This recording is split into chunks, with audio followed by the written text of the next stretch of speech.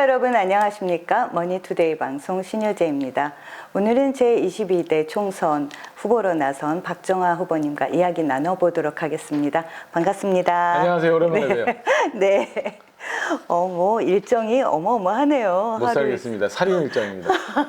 그러게요. 네, 공영 뭐 선거구다 뭐 이런 얘기도 많은데 원주도 만만치 않죠? 예, 원주도 이게 저희가 도농통합 도시잖아요. 네, 네, 그렇기 네. 때문에 사실은 그 도심과 저기 끝에 있는 네. 몇 단지까지 가려면 제법 면적이 넓어요. 그래서 이 끝에서 저 끝까지 가는데 네. 좋게 1시간 채 못 돼. 한 50분은 잡아야 그쵸. 이뭐 저 지역구에 무실동에서 저 불원까지나 귀래까지는 그 정도 시간이 걸립니다. 네, 그런 일정들 소화하시느냐 그런지 날씬해지셨어요. 네, 이제 또 재선으로 네. 도전을 하시는데요. 출마의 변 밝혀주시죠. 출마의 변이라고 뭐 따로 할 게 있나요? 재작년 보궐선거를 통해서 국회의원이 됐습니다. 사실은 뭐 긴 거 같았지만 이제 1년 8개월밖에 되지 않았어요. 네. 그때 당시 우리 시민들과 약속했던 거, 우리 같이 그렸던 그림 사실은 이제 시작하는 겁니다. 이제 심화 학습 단계로 들어가는 건데 며칠 전 대통령도 다녀가셨잖아요. 그래서 이런저런 말씀 주셨는데 여러분들이 생각하셨던 거 그리고 제가 여러분과 같이 만들었던 거 이제 단순히 꿈이 아니라 현실이 됩니다. 현실이 되는 그 차곡차곡 가는 단계에 여러분과 제가 같이 하고 싶습니다. 제가 시작했고 제가 마무리할 수 있도록 여러분들이 도와주시는 게 맞지 않나라는 생각입니다. 그저 원주에 머물러서 과거에 매몰되지 말고 앞으로 나갈 수 있는 미래를 생각하는 원주를 생각하고 원주를 만들기 위해서 여러분과 함께 호흡하겠습니다. 많이 성원해 주십시오.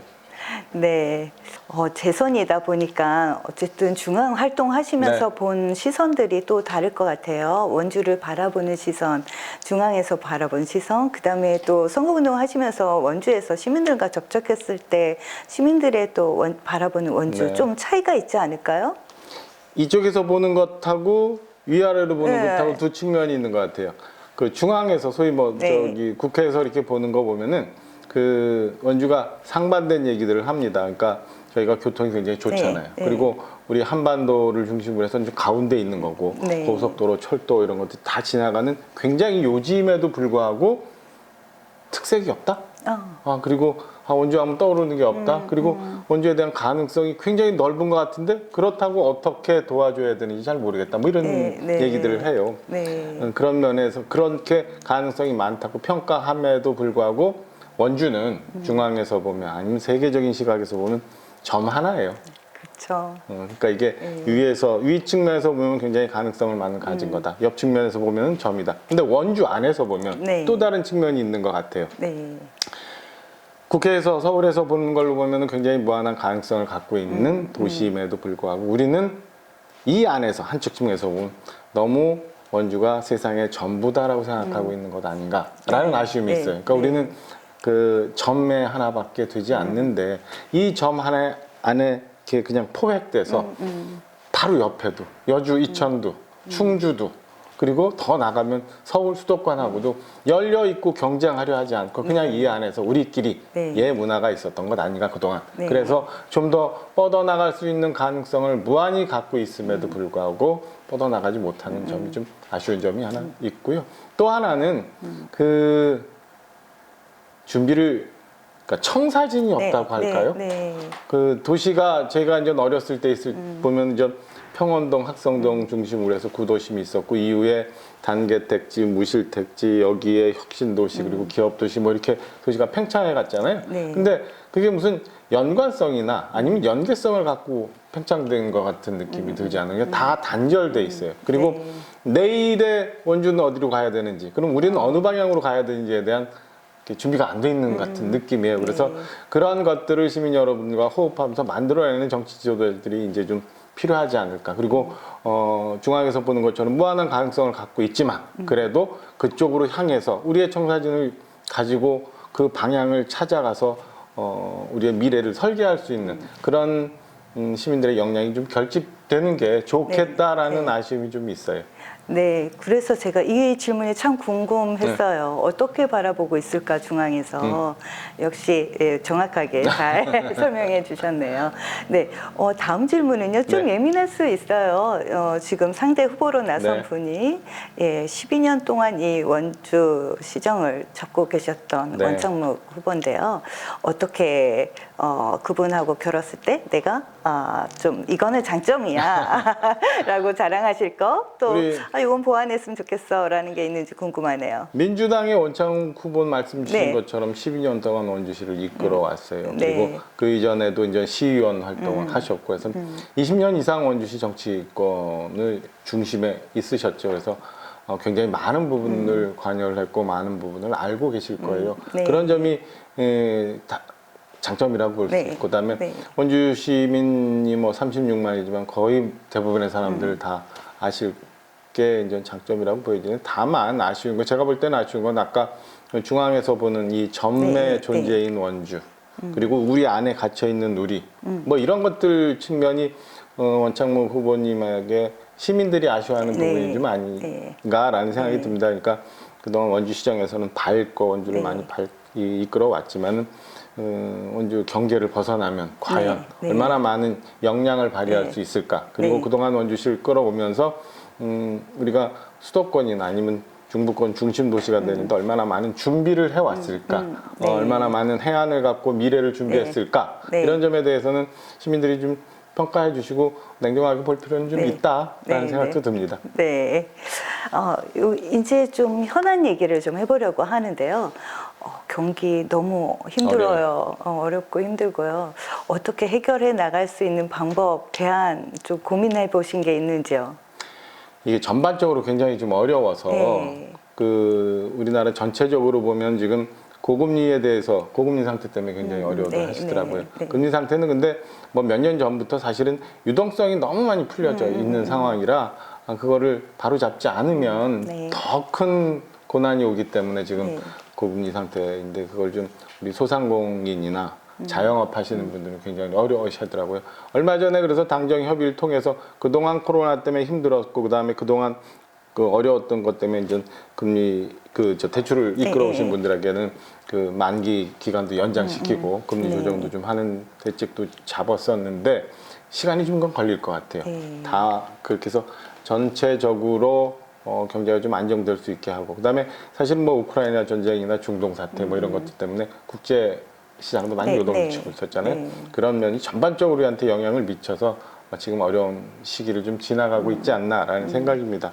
우리 원주만을 좀 국한해서 보면 아까 말씀드린 것, 그리고 제가 지난 선거에서도 쭉 말씀드린 것처럼 준비가 없었던, 성장 네. 동력을 만들지 못했다라는 네. 아쉬움이 있어요. 그러니까 저는 지금부터라도 우리가 미래를 향한 어떤 성장 동력을 만들어 나가고 그 네. 기반을 차곡차곡 쌓아 나가지 않으면 저는 점점 더 어려운 국면으로 갈 수도 있다라고는 생각입니다. 그러니까 혁신 도시가 생기면서, 그리고 기업 도시가 생기면서 양적으로 팽창된 거에 너무 취해서 그동안 우리가 좀 경쟁하는데, 그다음에 준비하는데 안일하게 온 것 아닌가라는 네. 생각입니다. 지금 뭐 어디서 갑자기 사과가 뚝 떨어지는 거 아니잖아요. 그렇죠. 지금 밭을 네. 갈아놔야, 네. 그리고 거기에 씨를 뿌려놔야 네. 어느 날 싹이 트고 나물 돼서 열매가 떨어지는 건데, 그 기간 동안 오랜 기간이 걸릴 텐데, 그동안 저희가 100m 달리기를 한다고 하면 5m, 10m도 안 가 있는 상황 같아요. 많이 갈 수 있게 준비를 해야 된다고 저는 생각해요. 네. 그런 면에서 네. 저는 대통령도 말씀하신 것처럼 네. 교통이 네. 확장되고 교통 여건이 많이 좋아지고, 이 위에 미래 성장 동력이 될 수 있는 산업단지, 기업체 등이 많이 원주에 이렇게 차곡차곡 쌓여야 네. 그 성장 기반을 동력으로 삼아 자영업자도, 그다음에 뭐 일부 직장인들도, 그다음에 또 다른 창업을 꿈꾸는 청년들도 네. 기회가 있지 않을까라는 생각입니다. 그렇게 만들어가는 게 저는 우리 시민들이 그리고 정치인들이 해 나가야 될 역할이라고 생각해요. 네, 제가 참 고민을 많이 하는 부분이 저희가 경제방송이기도 해서 그런데요. 전국에서 상장 회사가 가장 적은 도가 제주도 다음이 강원도더라고요. 그렇구나. 네, 이건 정말 심각하게 정말 기업 유치 많이 해야 정말 되지 생각해봐요. 않을까. 제가 어려서 네, 네. 어려서 이렇게 보면은 청주하고 원주의 인구가 크게 차이가 안 났어요. 네. 청주는 지금 거의 폭발적으로 늘어나서 한 100만 가까이 육박하고 있는 상황이고 8, 90만 정도 네, 되는 것 같아요. 네.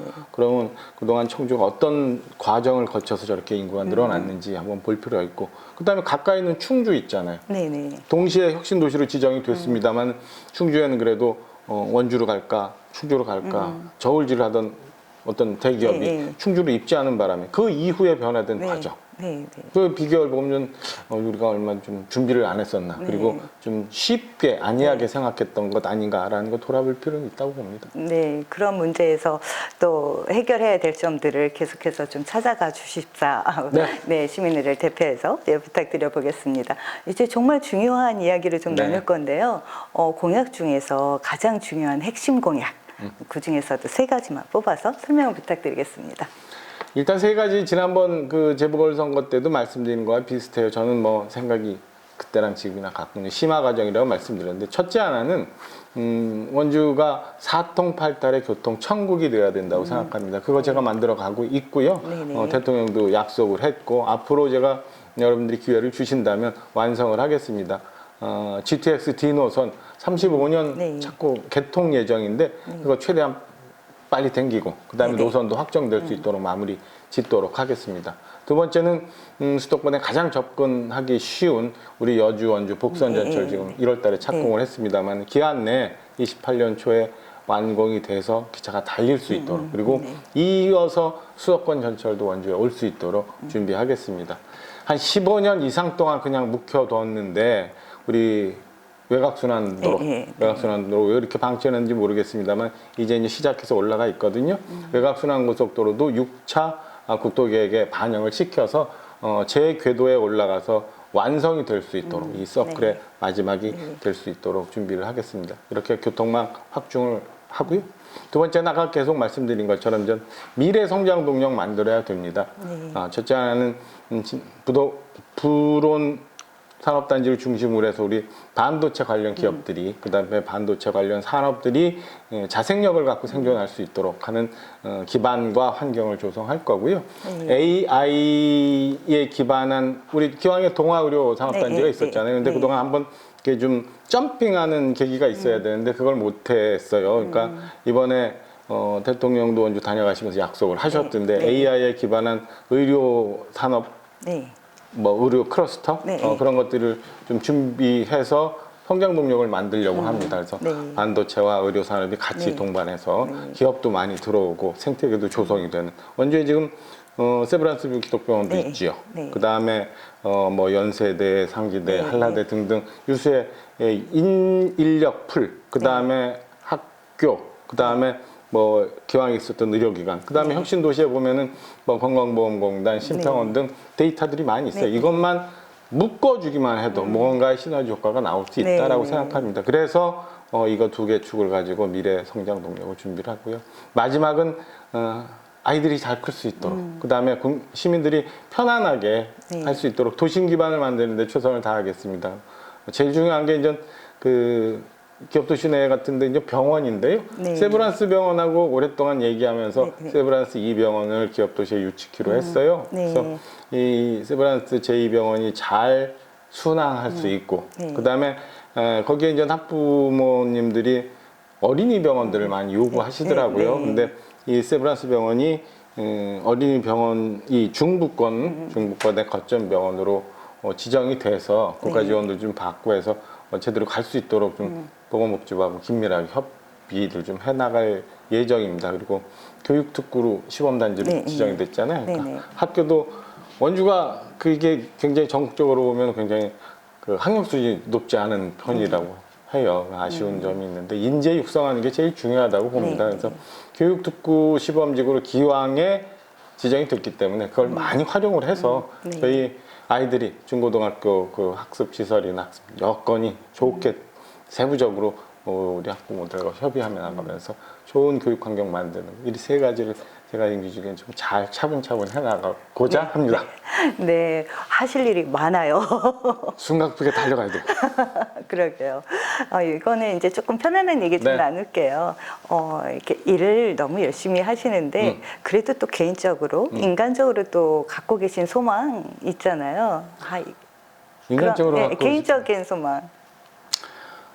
지금 그렇게 말씀하시고 지금 또 선거운동전이 한창이니까 네. 지금 떠오르는 건 그거밖에 없어요. 저 한나절 정도만이라도 아무도 없는데 가서 핸드폰도 없이 네. 그 시원하게 이렇게 그 사우나도 한번 하고 네. 맥주 한 잔 먹고 그냥 와. 무의 도식하면서 네. 하루만 좀 편안하게 쉬었으면 뭐 그런 게 지금 그런 소망 말고는 막 밖에 딱 떠오르는 게 없네요. 그게 최고 아니에요, 근데? 언제부턴가 네, 네. 저는 제 몸이 아니고 뭐 네, 이런 생각을 네. 했기 때문에 네, 네. 뭐 일하는 거는 그렇게 두렵거나 힘들진 않은데 요즘에는 그런 생각이 좀 듭니다. 하루도 못 쉬었어요, 정말로. 그럴 것 같아요. 네. 뭐 일정표를 보면은 너무 많으셔서 어떻게 인간으로 이걸 다 다니나 걱정이 되기는 하는데요. 선거 끝나고 꼭 그 소망이 이루어지기를 그랬으면 좋겠습니다. 하루만 딱 주세요. 네. 네, 우리 시민들에게도 또 용기와 희망을 주시는 메시지 전하면서 마무리하도록 하겠습니다. 원주 시민 여러분, 우리가 그냥 바랬던 거, 꿈 이런 게 아니라 여러분들이 가고자 하는 설계했던 원주가 현실로 다가오고 있습니다. 원주는 이제 중부권의 중심 도시, 그다음에 수도권과 경쟁할 수 있는 그런 경쟁력을 갖출 수 있는 그런 도시가 됩니다. 우리가 100년 대계를 준비해서 우리 아이들이 마음 놓고 뛸 수 있는 원주, 그리고 서울과 경쟁할 수 있고 서울과 수도권과 같이 호흡할 수 있는 중부권의 중심 도시가 될 수 있도록 제가 그동안 여러분께 말씀드렸고 여러분과 같이 그려왔던 거 실천할 수 있게 저에게 기회를 주시기를 바랍니다.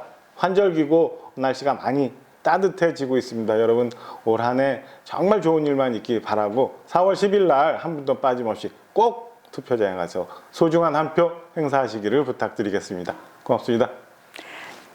네, 지금까지 원주갑 박정화 후보와 이야기 나눴습니다. 감사합니다.